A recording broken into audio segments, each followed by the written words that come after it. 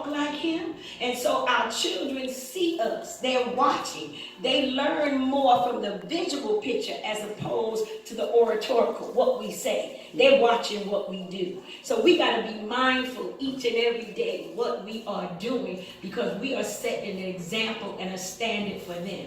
And kids, let me say, parents, I'm not here to browbeat anybody. I've got children, and I know I didn't do everything I was supposed to do, but I do say, God, I try to do my best. Amen. They're still growing, and I still try to do my best. Because as a minister, I feel that your home is your first evangelistical ministry. Right. You can't go out there and evangelize the world, preach to everybody, saving souls, and you ain't saving nobody in your house. Right. You ain't preaching to anybody in your house. Your healing ministry can start right there in your home. Whatever ministry you have, as we said, the family is the first church. And so therefore it can take place right there in your home.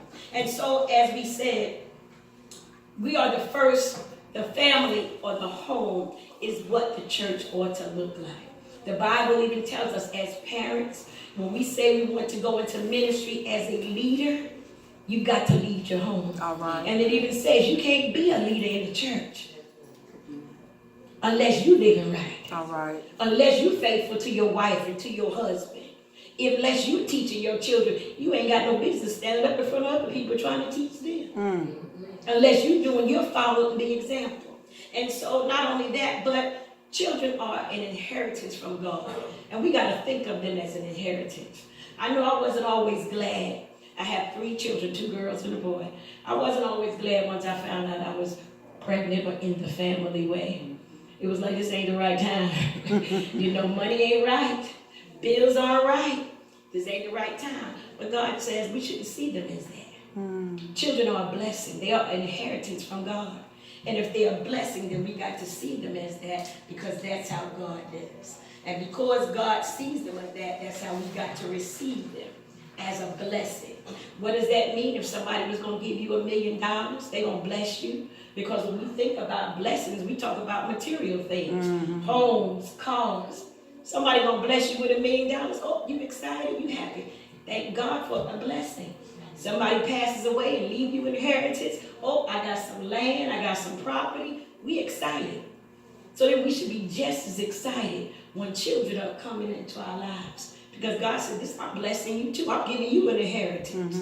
I'm giving you what's precious in my sight. And because it's precious in my sight, I want you to view it as being precious. Yeah. Somebody gave you $1 million, who's going to turn it down? I know. Mr. Jesse sitting there saying, she ain't going to turn it down. I'm not listening. You ain't by yourself. I wouldn't turn it down either. I'm like, come on, give me that and whatever else you got for me. I got my hands out ready to receive and thank God for the blessing. Amen. But then we got to view our children the same way. God said it's a blessing. I don't care if it's 2, 5, 6, 7. They still a blessing. So that Christ is saying that family is a blessing for all of us. That's why men and women should come together, commit to each other. You have so many people today who say they don't want to get married. Marriage is just a piece of paper. The devil is a liar. It is a piece of paper, but it's more than that. In the sight of God, it's a commitment. You're saying that it's showing sacrificial love, which is what God showed to us.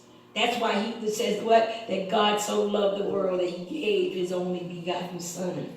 That whosoever should believe in him should not perish, but have everlasting life. Why? He loved us just that much. And if he loved us just that much, he was willing to give his son for us. In your family, what are you able to give up for your family? What are you willing? What sacrifices are you willing to make? I know as a parent and as a single parent, at one time after my husband passed away, I had to do a lot. Because I had to do my job and I had to do his job. That's the situation that I found myself in. Some of us, because of situations, circumstances, we found ourselves in the same predicament. And you got to do a lot. Sometimes mothers go without eating so that their children can eat if the finances are not right. Go without clothes. You buying them clothes, they getting the best and the latest. But you when the last time you got your hair done or your nails done? Because you're trying to make sure that they have. But that's what family is. That says it's not all about me. It's not selfishness. but it's about those who live in my house. What can we do for each other? How can we go the extra mile for one another? We can't be selfish when we talk about family. But because it's an unconditional love, because how many of you know our children will mess up? Mm-hmm. You know what you taught them at home, but somehow when they get a certain age, they want to do what they want to do. And because they want to do what they want to do, they can mess up, they can muck up, and then guess who got to bail them out? Mm-hmm. They looking for mama and daddy and grandmama, everybody. Come on, bail me out. Help me out of this situation. Well, love it's forgiveness, it's grace, and it's mercy. How many times have we messed up? Yeah. And God still loves us. He ain't turned his back on us and said, I forget them. I told him not to do that. I told him you got to live a life of holiness, and when you engage in sin in any manner, any form, you got to reap the benefits. But he says, I love you. I know you messed up. I know you mucked up, but I still love you. I still am there for you. I'll go 100%. And because he says that, that's how we got to do with our families. That's our husbands. That's your spouse. That is your children. When they're not doing and living the life, you still got to be there for them. I'm not saying encourage them in their sinful ways, but I'm saying let them know I love you. Now, mama ain't got no money to get you out of jail, but I love you. I'm going to pray for you. I'm going to come visit you if that's the way you got to go. Because, I taught you right, and this was a choice that you made. Because sometimes we got to reap what we sow. But mama still love you. I still love you from the jailhouse, from the courthouse, wherever you are. That's right. I still love you because you're mine. You ain't nobody else's but mine. And so our children need to know that God loves them just like he loves us. Mm-hmm. And that they have a special purpose for being in our family. Because children have they have this concept that, as parents, when we try to teach them right, they have this thing that, well, Jamal's mama don't do it like that. She let him go out and stay out all night and do what he want to do. But you got to tell him, I'm not Jamal's mama.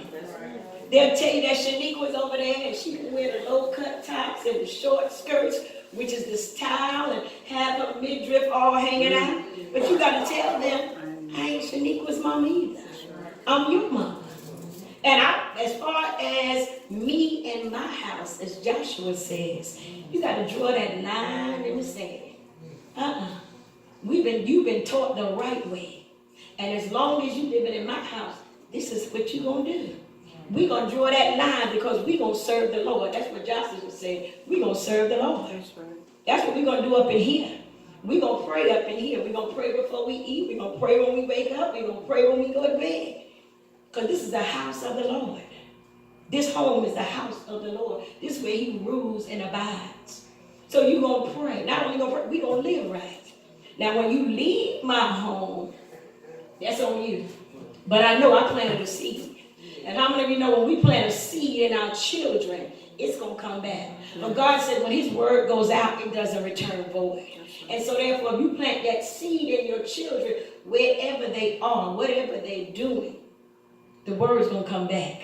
Sometimes you may not see it to 10, 15 years ago until they grown and get around them. I have a daughter that has 2 children and my grandsons, and it's so funny to me because when I taught her, I can't wait till I get out of here and be on my own and do what I want. Now I hear her saying the same thing I used to tell her, and I do her like my mother do. I used to know a little girl like that. I used to know a little girl that didn't want to hear what I had to say. So don't tell me about they don't want to listen. That was you. Because we, as we said, we reap what we sow. That's right. And so I tell her all the time, you just getting it back. Sometimes I'll just give it all back to her. Bring it back to her remembrance. How I used to tell her to do and what to do, what not to do. Now she got children of her own, and you've got to raise them. And when you think about it, when we are pouring into our children, we're not just raising our children. You're raising your grandchildren. You're raising your great-grands.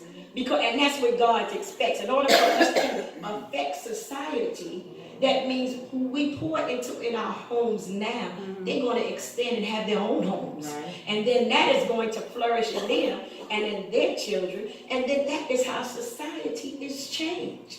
because the people of God are now in the world and affecting the world around them. And if we don't pour anything into our children, then we're leaving them for the enemy to devour them. Amen.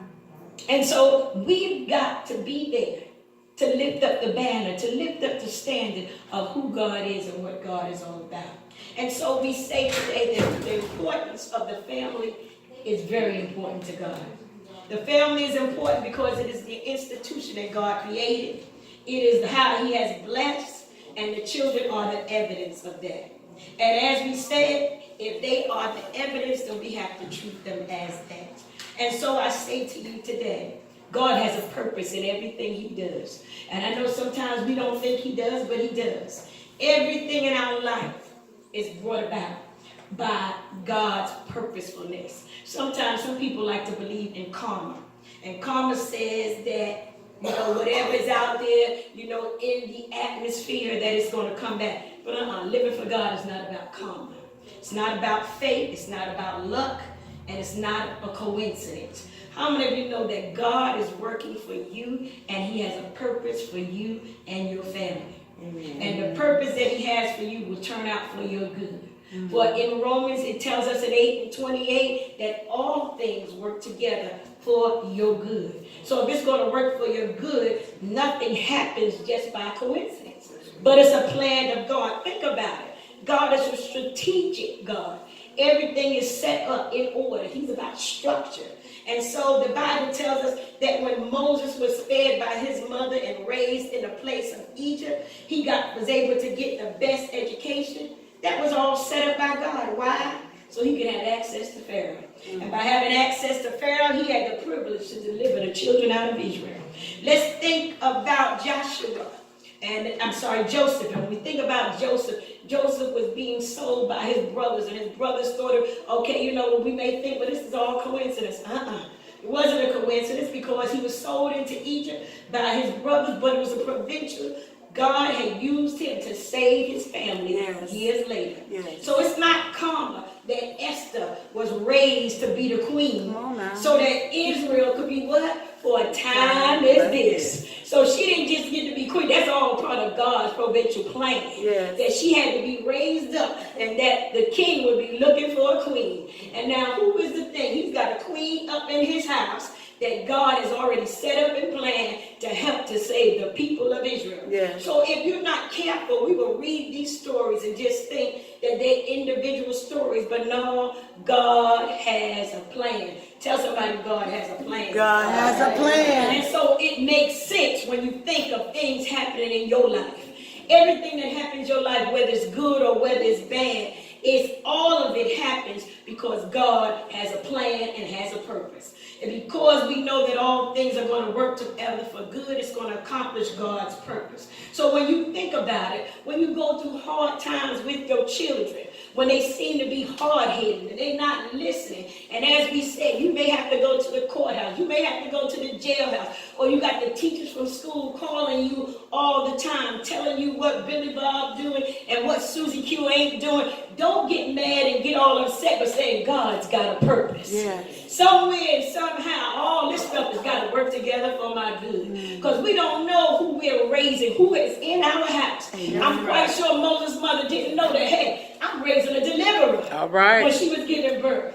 I'm quite sure Joseph's parents did not know that, hey, wait a minute, my family's going to be saved when they're looking for food to eat and we ain't got none and we starving. Here we got Joseph, who has been running around the house, saving dimes, saving money, and now he has saved so much that now he's going to feed his family. And so we have to say, because God has a purpose, you got to think through the hard times, think through the painful times, and say to yourself, God has a purpose in my family. There's a reason that we're together as family. No, we don't always like each other. Yes,